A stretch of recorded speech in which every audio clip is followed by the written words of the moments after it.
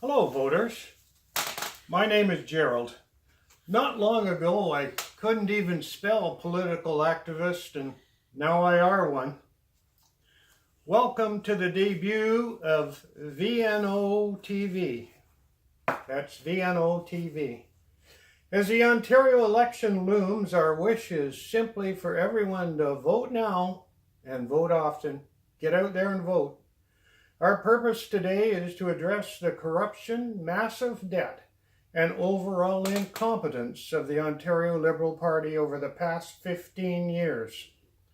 VABL, V-A-B-L, is the obvious only route for voters to take on Election Day, June 7th. VABL is our only hope. VABL is our only salvation. That's VABL. Vote anyway but Liberal, and we're here to tell you why.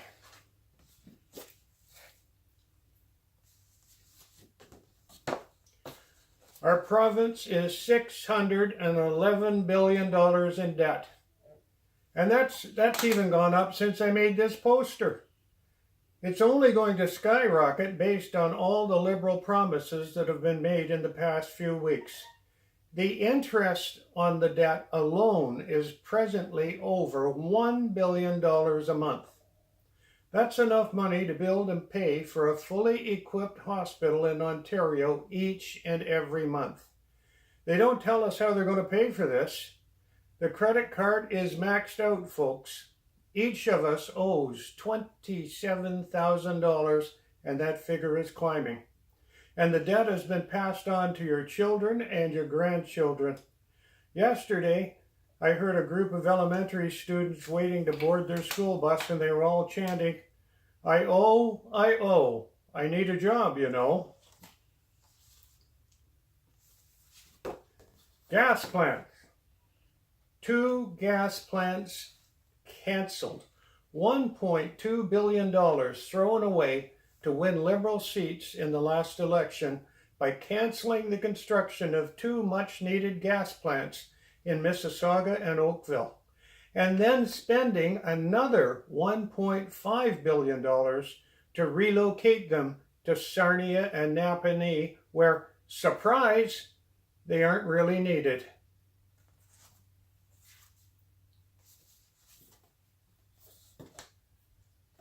Next followed months and months of denial with respect to the actual cost or the reasons for moving the gas plants. Attempts to access documents and emails about these related to these relocations were denied, and then mysteriously, as if by magic, all of the emails somehow disappeared, vanished into thin air, only to finally learn under the auspices of David Livingston, Dalton McGuinty's chief of staff, all the data had been erased from all of the computer hard drives. He was recently convicted for his role in this fiasco. Of course, he acted alone. Of course, this was simply a routine cleansing of the computers. Of course, no one else knew about it. Of course, I'm interested in investing in some swampland in Florida.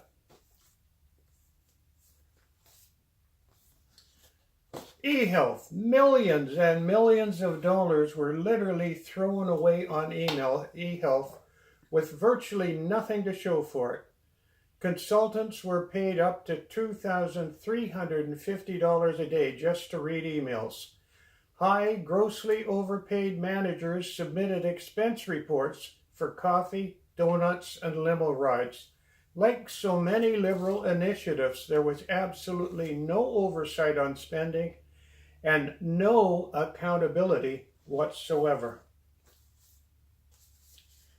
And this one, of course, in their terms in office, the Liberals did manage to attain what could well be a record in the history of provincial politics.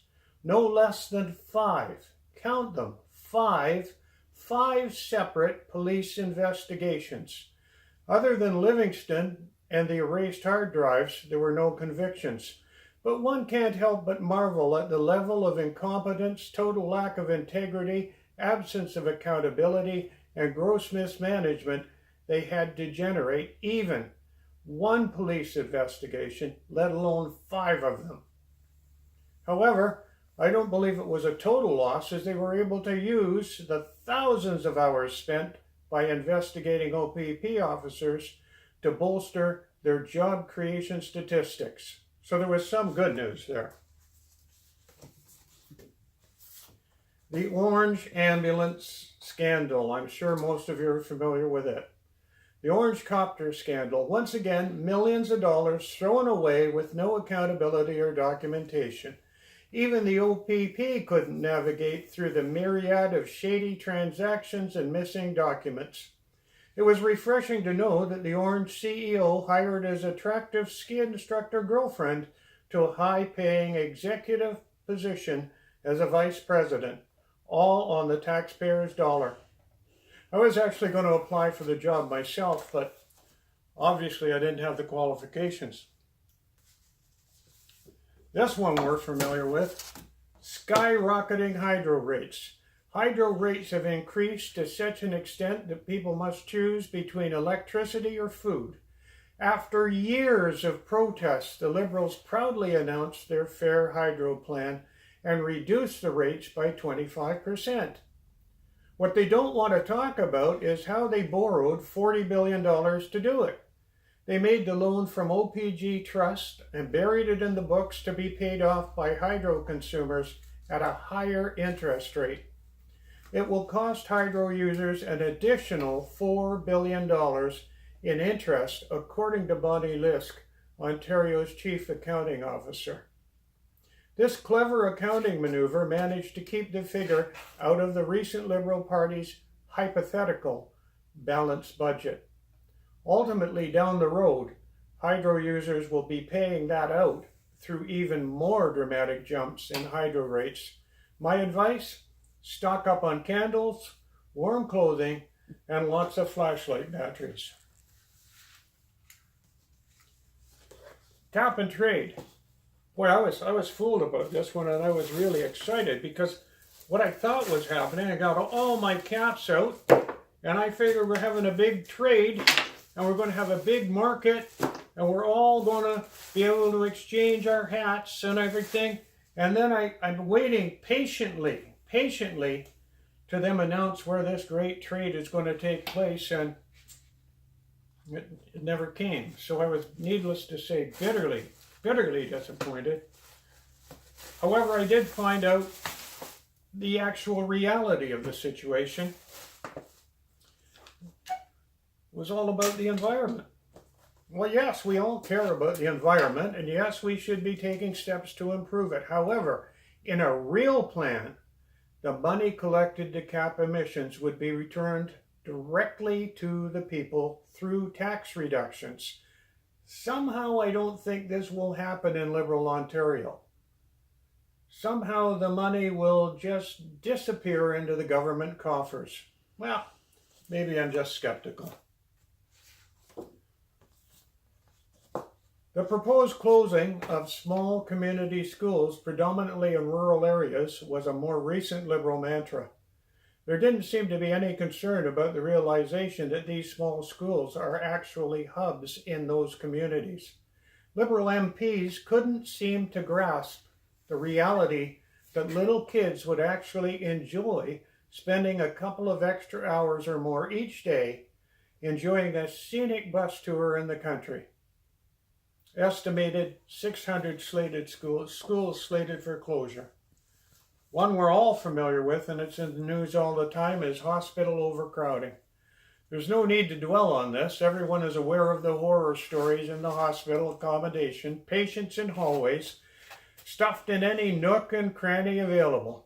Just think of how far the money wasted in financing the debt, poor money management, and gross lack of spending accountability, and a total lack of foresight over 15 years would have gone to alleviate this unforgivable situation.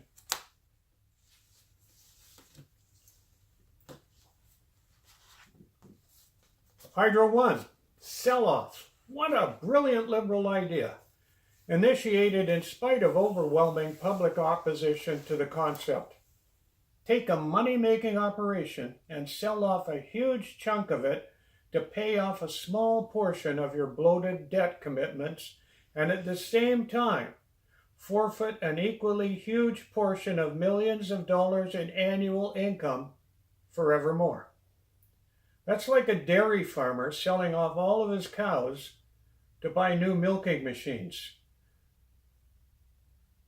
And we would be totally remiss if we didn't mention the $6 million CEO salary at Hydro One, as well as all of the recent financial raises the board of directors approved for themselves.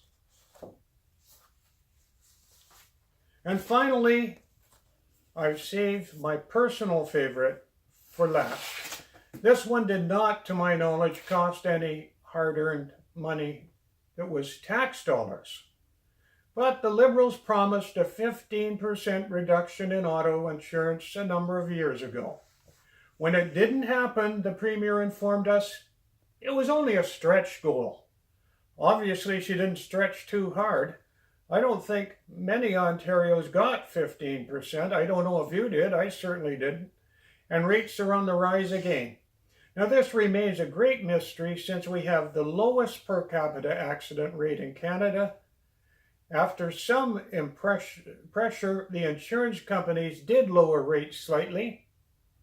But like a magician, you focus on one hand and miss what's happening in the other. They also greatly reduced the ceiling amounts available to cover medical claims made by accident victims for medical care. You need to read the fine print in your insurance policy carefully. In closing, I can only say this, in this short time, we've only scratched the surface with respect to the Ontario Liberal government's abysmal track record over the past 15 years, and provided only a small insight into the rationale in encouraging to do three things. First, I want to challenge you to do some research and check out some of the things I've covered in this video. Don't take my word for it. Check it out for yourself. Secondly, please get out and vote. And finally, based on their track record, VABL, V-A-B-L, is the only option. Vote any way but Liberal. Based on their track record, I don't believe they're worthy of your vote. So this is VNVO, Vote Now, Vote Often, signing off, and thanks for watching.